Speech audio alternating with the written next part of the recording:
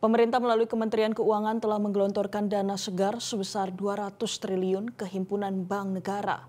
Uang tersebut adalah dana yang menganggur yang sebelumnya diparkir di Bank Indonesia.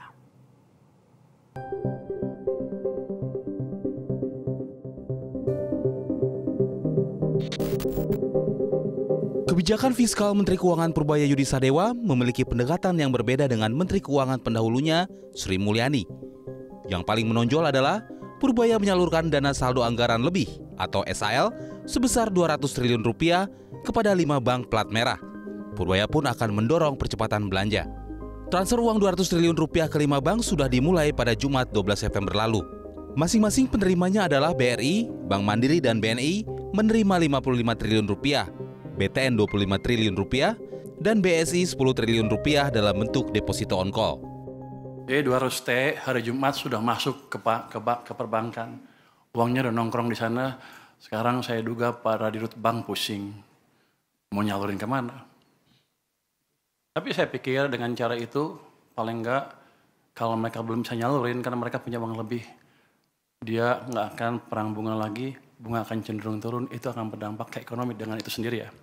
Bisa bunga pinjaman turun, bisa juga bunga deposit turun, yang jelas cost of money turun, jadi yang punya uang nggak ragu untuk belanjain, yang mau pinjam ke bank nggak ragu untuk pinjam. Purbaya membantah kabar yang menyebut dana 200 triliun itu hanya diberikan untuk jangka waktu 6 bulan.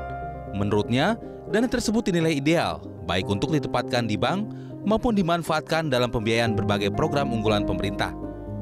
Banyak orang setelah 6 bulan akan ditarik oleh pemerintah. Saya bisa hitung bahwa biasanya uang pemerintah yang disimpan di bank sentral itu lebih di atas itu. Jadi kalau 200 triliun aja tidak akan mengganggu kondisi saya. Dalam pengertian saya tidak harus terpaksa menarik dari perbankan dalam keadaan kepepet.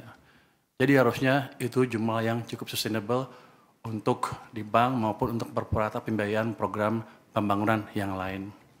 Perkembangan kondisi bank tertentu seusai menerima dana 200 triliun rupiah dari pemerintah dibahas oleh Otoritas Jasa Keuangan bersama Menteri Keuangan.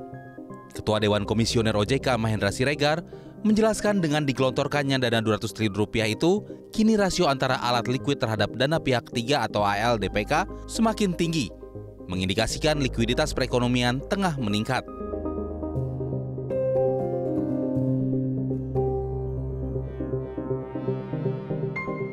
Sementara Purbaya menegaskan, dengan dampak positif penempatan dana itu di perbankan, ke depan laju pertumbuhan ekonomi bisa akan semakin tumbuh cepat di kisaran 6% dari yang selama ini 5%. Dan Kepala JK untuk diskusikan dampak dari 200 triliun itu ke perbankan, banknya siapa apa enggak, mereka membantu monitor itu.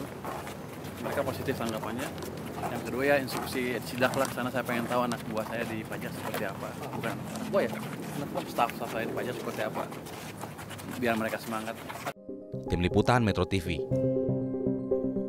Jelajahi cara baru mendapatkan informasi. Download Metro TV Extend sekarang.